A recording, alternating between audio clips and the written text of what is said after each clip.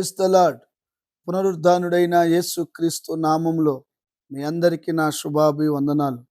బాగున్నారా? దేవుడు మీ అందరినీ ఆశీర్వదించునుగాక. అనుదిన వాత్సల్యత అను నేటి వాక్య ధ్యానాన్ని ధ్యానించుకుందాం రండి.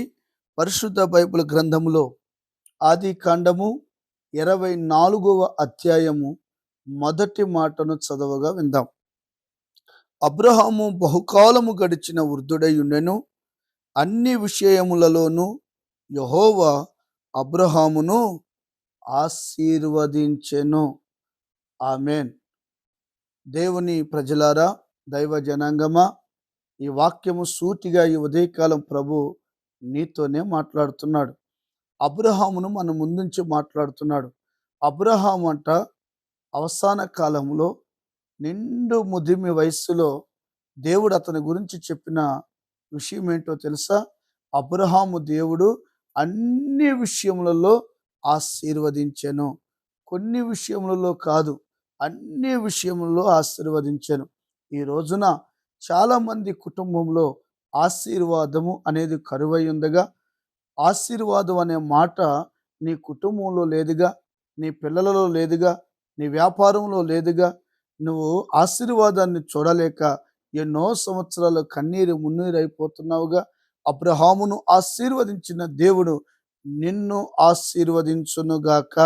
ఆశీర్వదించాలంటే నువ్వేం చేయాలి? అన్ని విషయంలో ఆశీర్వదించాలంటే నువ్వు ఎలా జీవించాలి? కొంతమంది ఏ పని ప్రారంభించినా ఆశీర్వాదమే ఉండదు. ఏ పని ప్రారంభించినా ఆశీర్వాదమే ఉండదు. వ్యాపారంలో ఆశీర్వాదం ఉండదు, కుటుంబంలో ఆశీర్వాదం ఉండదు, పిల్లల విషయంలో ఆశీర్వాదం ఉండదు, అభివృద్ధి కనబడదు. ఏ పని ప్రారంభించినా నష్టపోతున్నావుగా. ఇబ్బంది నీ జీవితంలో కలుగుతుందిగా. చెప్పుకోలేనంత వేదన, చెప్పుకోలేనంత బాధ, ఆశీర్వాదాలు లేక కుటుంబంలో శాపము తాండవాడుతుందేమో. దేవుని బిడ్డ, భయపడకు. నా ప్రభు నీతో వాగ్దానం చేస్తున్నాడు, నేను నిన్ను అన్ని విషయములలో ఆశీర్వదిస్తాను అని. ఆమేన్. దేవుడు ఆశీర్వదించాలంటే ఏం చేయాలో చూద్దాం. అబ్రహాము ఒక అన్ని కుటుంబంలో పుట్టాడు. తండ్రి తెరాహు. వారు వృత్తిరీత్యా ఆ రోజుల్లో బొమ్మలు తయారు చేసుకొని ఆ బొమ్మలు వాళ్ళు అమ్ముకుంటూ ఉండేవాళ్ళు. ఒక రోజున నిజదేవుడు ఎవరో తెలుసుకోవాలని, దేవుడు అనే వ్యక్తి ఉంటే నాతో మాట్లాడాలని అన్నిటినీ అన్వేషిస్తున్నాడు, ఆలోచిస్తున్నాడు. ఒక రోజున అతగాడు చక్కగా భోంచేసుకొని వారి డాబా మీదకి మిద్ది మీదకి వెళ్ళి పడుకొని అక్కడ ఆలోచన చేస్తా ఉన్నాడు. ఏమని ఆలోచన చేస్తున్నాడు? నిజదేవుడు ఉంటే నాతో మాట్లాడాలి, నిజదేవుడు ఉంటే నాతో మాట్లాడాలి అని ఆలోచన చేస్తూ ఉంటే, ఆ రోజుల్లో దేవుని వాక్కు అరుదు కదండి. ఆ రోజుల్లో దేవుని వాక్కు అరుదు కదండి. దేవుని కనుదృష్టి దేశమంతా సంచరిస్తుందంట. ఎవరు వివేకము కలిగి దేవుణ్ణి వెతుకువారు కలరేమోనని వెతుకుతా ఉంటే అబ్రహాము కనిపించాడంట. పరలోకము నుండి ఒక స్వరం వినబడుతుంది. అబ్రహామా, అబ్రహామా, నేను చూపించు దేశమునకు బయలుదేరి వెళ్ళు. ఉలిక్కిపడి లేచాడు. నన్నేనా? ఎవరు పిలిచింది? అటు ఇటు చూశాడు. ఎవ్వరు మనుషులు కనిపించలేదు. మరలా పడుకున్నాడు. మరలా దేవుడు అబ్రహామా, అబ్రహామా అని పిలిచాడు.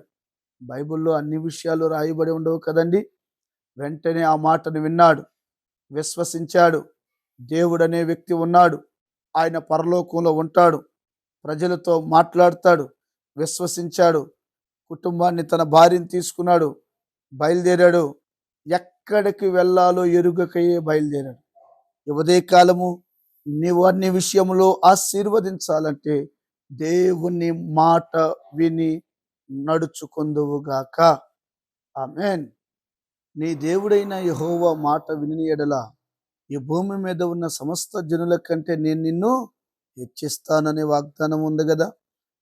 దేవుడు ఒక వ్యక్తిని ఆశీర్వదించాలంటే, దేవుడు ఒక వ్యక్తిని అన్ని విషయాలలో దీవించాలంటే ఆ వ్యక్తి ఏం చేయాలో తెలుసా? దేవుని మాట వినాలి. మీకు ఒక మాట చెప్పనా? కుటుంబంలో యజమానుడు మాట భార్య వినలేదనుకో, ఆశీర్వాదం ఉంటుందా? సమాధానం ఉంటుందా కుటుంబంలో? పిల్లలు తండ్రి మాట వినలేదనుకోండి, ఆ కుటుంబం ఆశీర్వాదకరంగా ఉంటుందా? వీళ్ళందరూ కలిసి దేవుని మాట విన్నారనుకోండి, ఆ కుటుంబం ఎలా సంతోషంగా ఉంటుంది? ఈ రోజున చాలా కుటుంబాల్లో గొడవలెందుకు? చాలా కుటుంబంలో విడాకులెందుకు? చాలా కుటుంబంలో వివాదాలెందుకు ఏర్పడుతున్నాయి? మాట వినలేని స్థితిలో కుటుంబాలున్నాయి. దేవుని సేవకుడి మాట వినే ప్రజలు కనబడటం లేదు. దేవుని మాటకు లోబడే ప్రజలు కనబడటం లేదు. భార్య భర్త మాట వింటం లేదు. భర్త భార్య మాట వింటం లేదు. వీరిని గమనిస్తున్న పిల్లలు తల్లిదండ్రుల మాట వింటం లేదు. పిల్లలు కూడా వీటన్నిటిని చూసి స్కూల్లో టీచర్స్కి లోబడటం లేదు. సమాజంలో పెద్దవారిని గౌరవించాలి, మాట వినాలనే కాలమే పోయింది. ఇప్పుడు ఎలాగుందో దేశం తెలుసా? ఎవరికి వాడు బ్రతుకుతున్నారే కానీ పెద్ద చిన్న గురువు, దైవం, భక్తి, దేవుడు, సంఘం, సేవకుడు, సహవాసము, పెద్దలకు లోబడాలి, వారి మాటలు వినాలి, ప్రయోజకుని అవుతాననే కాన్సెప్ట్, ఆలోచన ఈ భూమి మీద ఎవరికి కనబడట్లేదు. అందుకని దేవుని ఆశీర్వాదము కనుమరుగైపోతుంది. ఈ వాక్యం విన్న తరువాత నువ్వు దేవుని మాటకు విని లోబడి విధేయత చూపి నడవగలిగితే నీ పని అంతటిలో ప్రభు తోడై ఉండి నీకు జయము అనుగ్రహించునుగాక. అబ్రహామును దేవుడు అన్ని విషయంలో ఎందుకు ఆశీర్వదించాడు? ఆకాశ నక్షత్రముల వలె ఎందుకు దీవించాడు? తన సంతానాన్ని భూమి మీద బలవంతుడిగా ఎందుకు చేశాడంటే, మొదట అబ్రహాము దేవుని మాట విన్నాడు. యవనస్తుడా, యవనస్తురాలా, తల్లిదండ్రులారా, మీరందరూ కలిసి వాక్యానుసారమైన దేవుని మాట విని లోబడి బ్రతకగలిగితే నీ పనులన్నిటిలో దేవుడు గొప్ప జయము కలగచేయునుగాక. అన్ని విషయముల్లో నా దేవుడు నిన్ను దీవించునుగాక. ఆమెన్. ప్రార్థన. ప్రేమ స్వరూపి మహాపరిశుద్ధుడు అయిన దేవా, అబ్రహాముని అన్ని విషయాలలో మీరు ఆశీర్వదించినట్లుగా మమ్మలను, ఈ వాక్యాన్ని విన్న ప్రజలందరినీ మీరు ఆశీర్వదించండి. మా దేశాన్ని ఆశీర్వదించండి. దేశంలో గొప్ప ఉద్యోగాన్ని కలిగించండి. నీ రాకడికి మమ్మల్ని సిద్ధపరచమని యేసు నామాన్ని అడిగి పొంది నాము తండ్రి. Amen. Thank you. God bless you. దేవుడు మీ అందరినీ ఆశీర్వదించును గాక. ఆమెన్.